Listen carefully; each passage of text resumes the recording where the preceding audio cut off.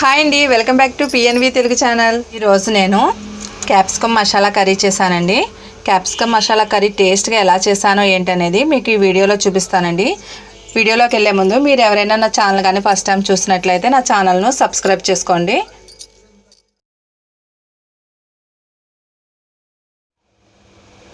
Capsicum కర్రీకి capsicum 3 తీసుకున్నానండి, బంగాళదుంప 1, 1 టమాటా, పచ్చిమిర్చి, 2 ఉల్లిపాయలు, సాల్టు, పసుపు, కారం, ఆయిల్. ఇప్పుడు వెండి కొబ్బరి కొద్దిగా తీసుకోవాలండి. వెండి కొబ్బరి, పల్లీలు, గసాలు, అల్లం, వెల్లుల్లి, ధనియాలు, జీలకర్ర.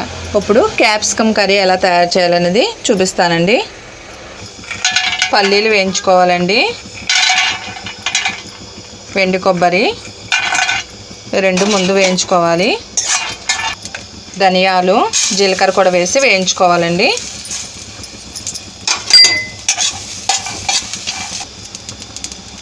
ఇప్పుడు గసగసాలు కూడా వేయించుకోవాలి.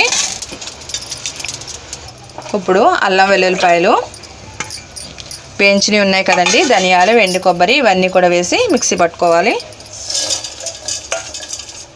ఇది మెత్తగా మిక్సీ పట్టేసుకున్నానండి. దీన్ని ఇప్పుడు పక్కన పెట్టేసుకుందాం.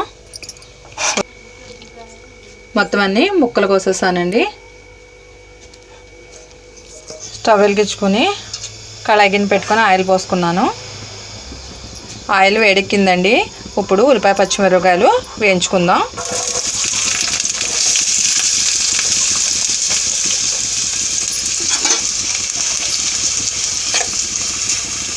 ఉల్లిపాయలు మగ్గిపోయాయండి. ఉల్లిపాయలు చిన్న చిన్న ముక్కలుగా కోసుకుంటే త్వరగా మగ్గిపోతాయి అన్నమాట. నేను అందుకే చిన్న చిన్న ముక్కలు కోసుకున్నాను. ఇప్పుడు బంగాళదుంపలు అవి కూడా ఈ సైజు కోసుకున్నానండి ముక్కలు.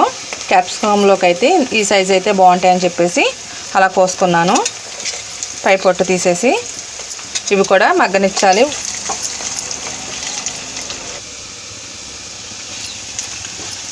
బంగాళదుంపలు కూడా మగ్గిపోయాయండి. ఇప్పుడు మనం ఇందాక మిక్సీ పట్టుకున్నాం కదా, వెండి కొబ్బరి, అన్ని ధనియాలు అన్నీ వేసి ఆ పొడి ఇందులో వేసేసి ఇప్పుడు దీన్ని కూడా వేయించుకోవాలి.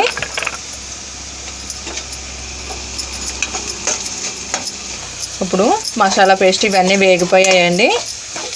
ఇప్పుడు టమాటా 1 తీసుకున్నాను కదా, అది చిన్న చిన్న ముక్కలుగా కట్ చేసుకున్నాను.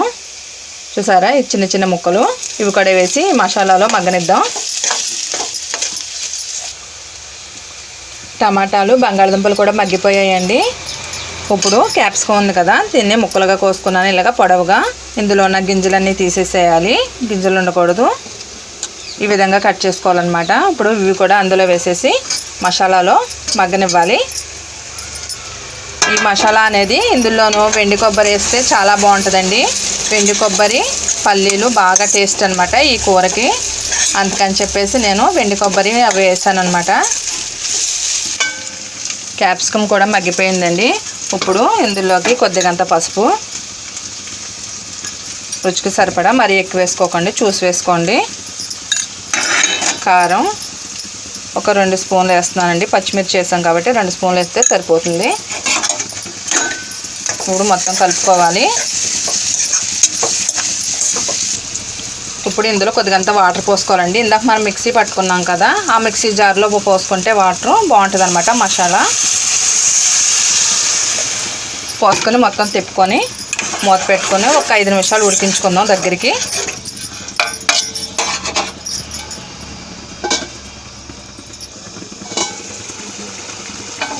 క్యాప్సికమ్ మసాలా కర్రీ రెడీ అయిపోయిందండి. ఇప్పుడు స్టవ్ కట్టేద్దాం. కొద్దిగంత కొత్తిమీర చల్లుకుందాం. ఈ విధంగా చేసుకుంటే చాలా బాగుంటుందండి. మీరు కూడా ట్రై చేసి చూడండి.